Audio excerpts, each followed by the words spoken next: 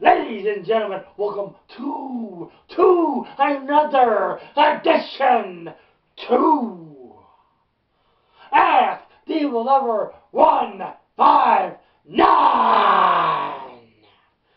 Since I have not done these in 2 weeks for the past 2 Mondays, I'm going to do one tonight. And a matter of fact, I'm going to do one right now. So, without any further ado, today's question of the week comes from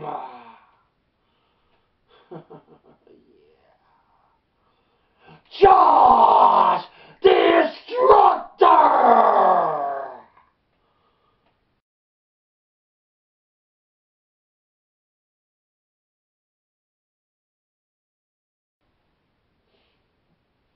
His question of the week is, what steps can Impact Wrestling make in order to become a great company and a greater competitor to WWE, to World Wrestling Entertainment?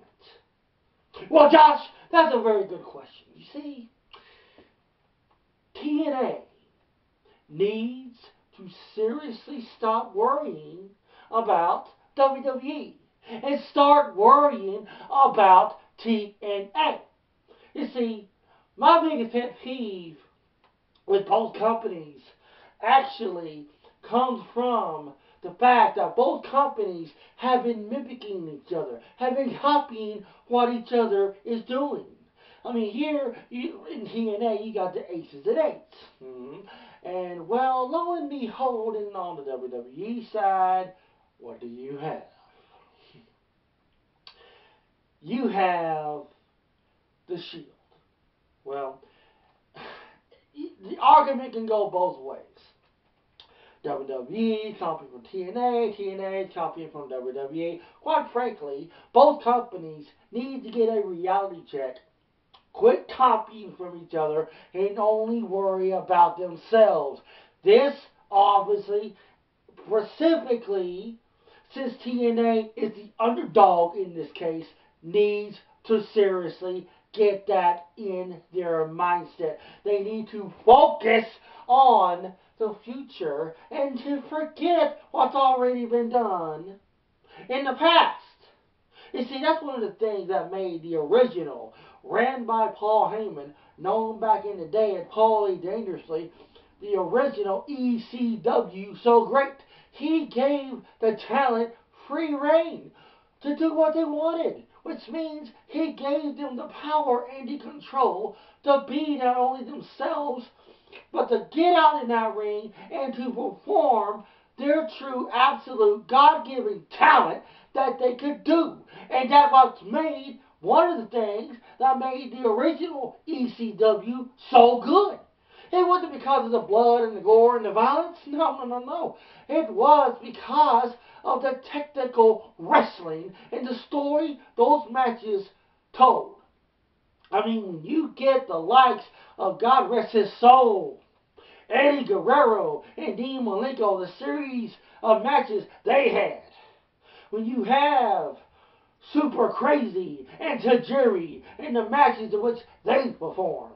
And you cannot forget Jerry Lynn and RVD, the series of matches those two put on, man. I'm telling you, an absolute wrestling classic. When you want to talk about absolute pure wrestling classic, talking about not forgetting, who could ever forget the wrestling clinic, the wrestling lesson, the wrestling gods, I guess you can say, back during 2005, during ECW's One Night Stand pay-per-view, when Eddie Guerrero, the late great Eddie Guerrero, and the late great Chris Benoit, when those two got in there and performed our wrestling clinic, it was the absolute best ever. I had tears in my eyes. I did not want it to stop. I did not want it to end.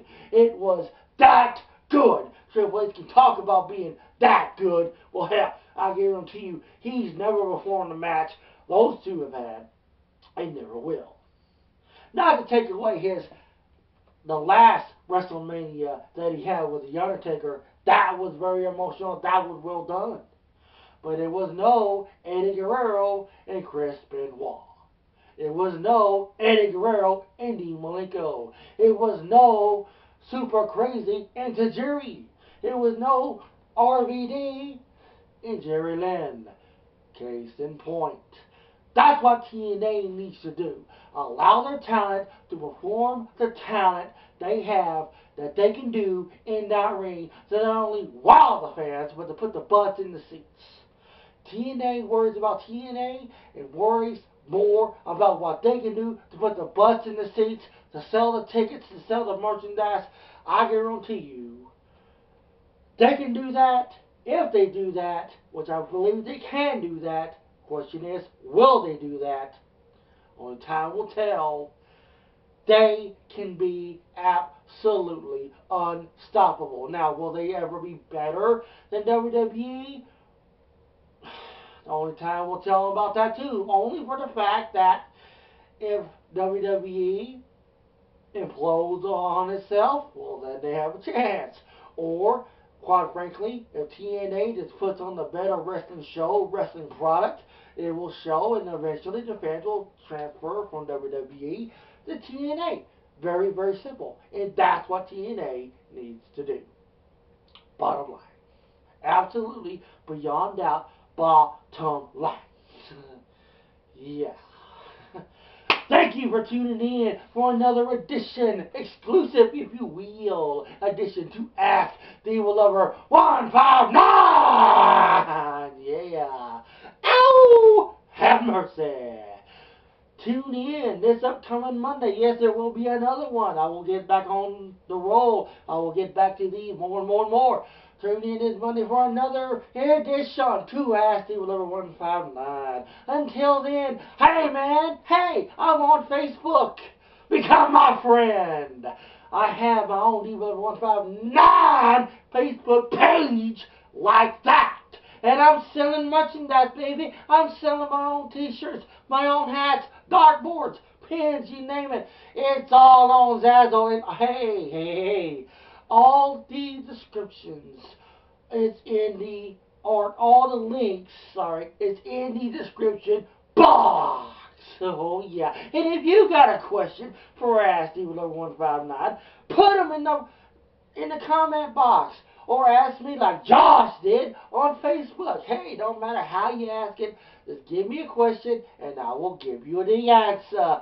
That's simple. Hey. Until then, this is Divalover159, and I say have a good Domination Day, baby. Yeah!